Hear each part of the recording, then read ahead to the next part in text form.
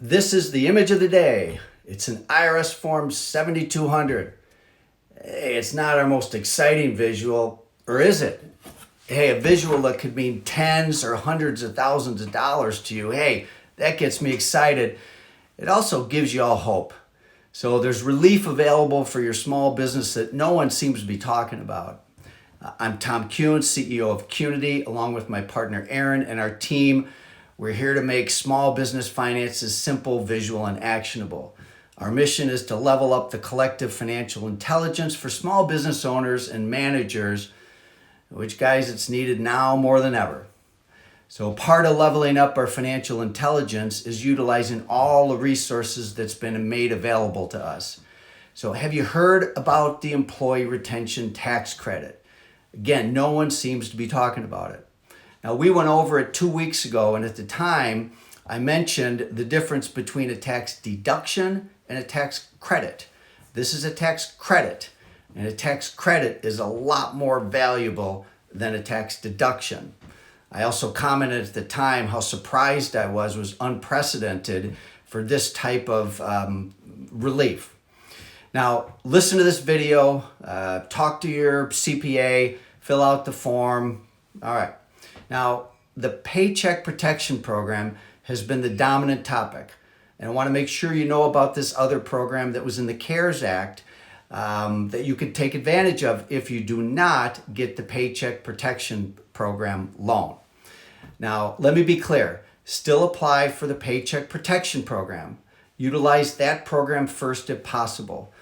While you wait to find out if you'll receive a PPP loan, what an awkward term, PPP. Prepare to access the funds from this other program in case a PPP loan is not accessible to you.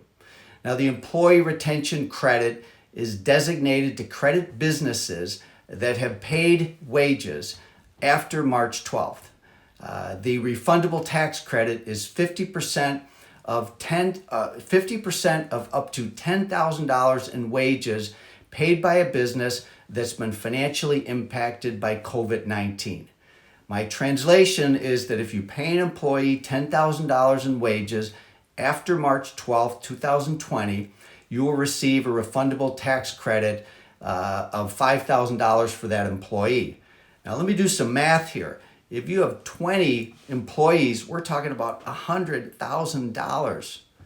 If you pay them $8,000, your tax credit would be $4,000 per person, and so on. And I'm pretty sure that most of you would qualify. Qualifying employers must, number one, have a business that is fully or partially suspended by government order due to COVID-19 during the calendar quarter, or their gross receipts are below 50% of the comparable quarter in 2019. Now, how is it calculated?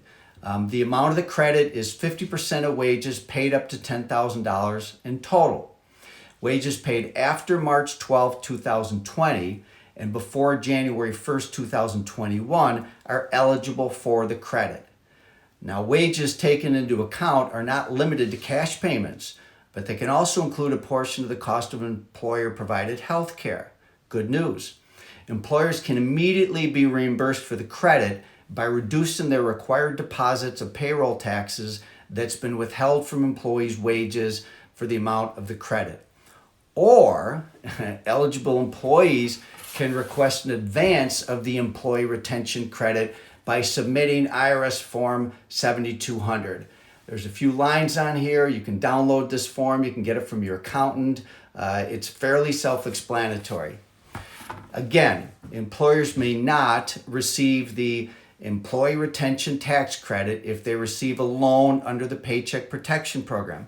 An eligible employer that receives a PPP should not claim an employee retention credit.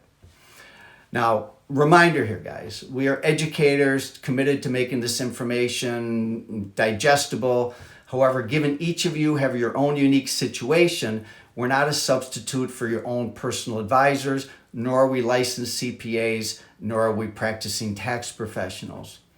So Form 7200, hey, I said it's not our most exciting visual of the day, but turn into a lot of excitement if it gets you money. Could be tens of thousands of dollars, right? So, all right, that's that. I've got a couple other things for you. I just hung up with a banking contact of mine who is a SBA preferred lender just to see how she was doing and to answer a quick question for me. And I said, so what's it like being in the front line? She said, oh man, it's frustrating. Last week was so frustrating with all the changes and the confusion. And then now for us bankers, it's just sheer volume. And we're still continuing to deal with changes from the SBA, etc.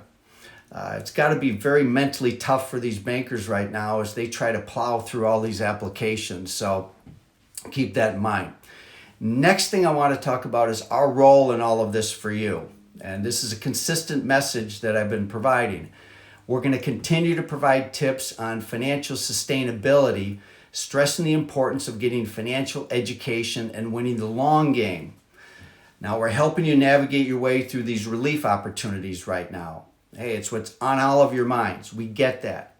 We'll soon be switching to several other very important topics, including taking a radical leap to a new level of cash flow planning and other topics to help you survive and thrive. So subscribe to the Qnity YouTube channel for more information and tips how to level up your financial know-how. It's really time for small businesses to create a whole new financial mind as we prepare for a whole new world of business. Leveling up your financial acumen is vital now. So please share this information and our YouTube page with other small business owners and managers that you care about. We're dedicated to supporting you and helping you level up your financial smarts by making small business finances simple, visual, and actionable. Again, our mission is to level up the collective financial intelligence for small business owners and managers, which is needed now more than ever. And also, we care about you, fellow humans. Never lose hope. Do not lose hope. Reach in, reach out. Reach in for another level of resiliency, grit, and smarts. And reach out to at least 3 stakeholders by text or phone today. So please share your thoughts in the comments section or send us an email. We love hearing from you guys. Thank you for listening, and I hope you found this information helpful.